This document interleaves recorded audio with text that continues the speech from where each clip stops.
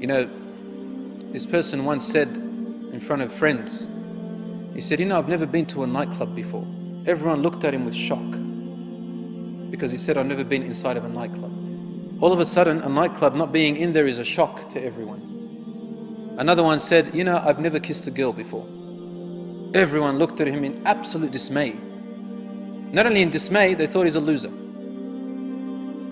And now they make movies about, men who are losers because they can't get women, and they call them wimps and they're cowards. How things have changed around. Where women have lost their absolute value, men have lost their value, and this type of behavior is considered to be noble and courageous. Allahu Akbar. You're a warrior, you're a hero if you can serve your lusts and temptations. And then you have issues of rape and crime, and then you've got laws, especially in Western countries, that can't even solve anything. Just the other day I read in the paper about a man who was convicted in the court of law in Sweden. He was convicted of rape. You know what kind of rape? It says that the woman, she agreed to have intercourse with him.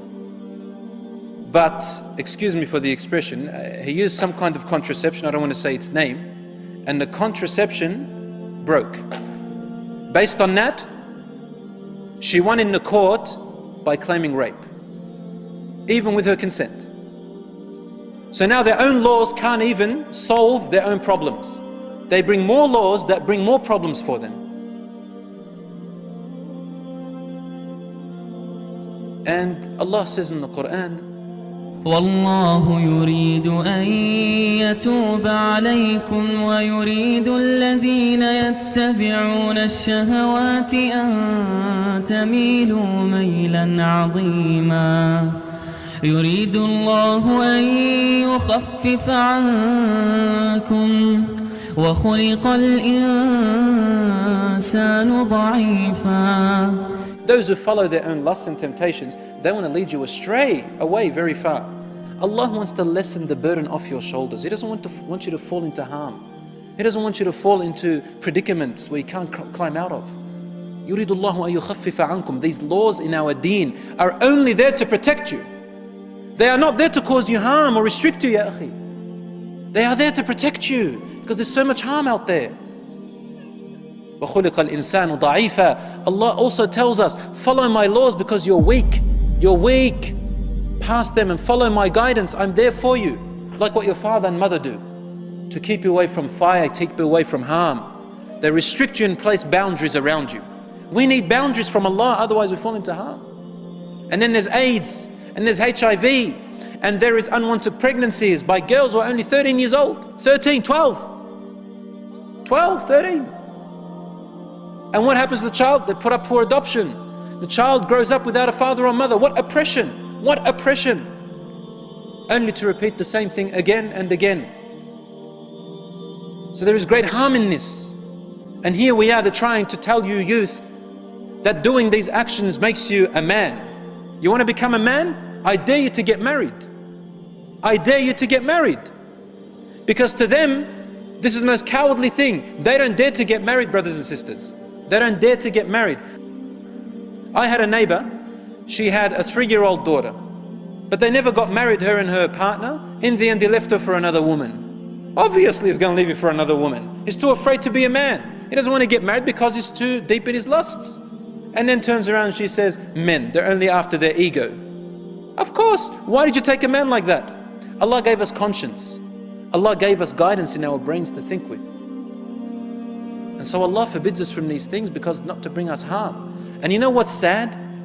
Unfortunately, 80% of the time, majority of the time, women are the victims.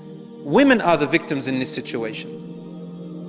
So you can see it's reversed now. What does the man want? The man wants to use and abuse the woman. Use and abuse the woman.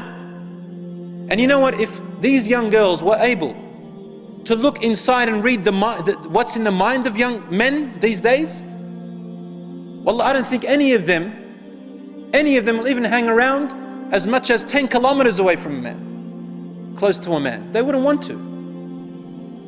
But the men, they like to deceive women. Wicked men, they like to deceive women. Wicked men, non-God-fearing we're talking about. And then you get this poor woman who thinks that, he's my boyfriend. We're going to stroll in, this is the image she has in her head. We're going to stroll in the park. He's going to pick up a daffodil and give it to me. Or a rose. Hand in hand together. And then we're going to wait until the sun sets. And the birds chirping around us in this beautiful park. Poor thing. This is what she thinks, right? But the man is thinking about one thing. And he's going to tolerate all of that until he gets to it. I'm talking about men with diseases in their heart, and there are many of them today. With the tabloid, with all the sceneries that you have out there, and all the things that are occurring, I feel very sorry for a lot of women, and I feel very sorry for a lot of men who have sold their youth and sold their chastity, sold their dignity to be so cheap.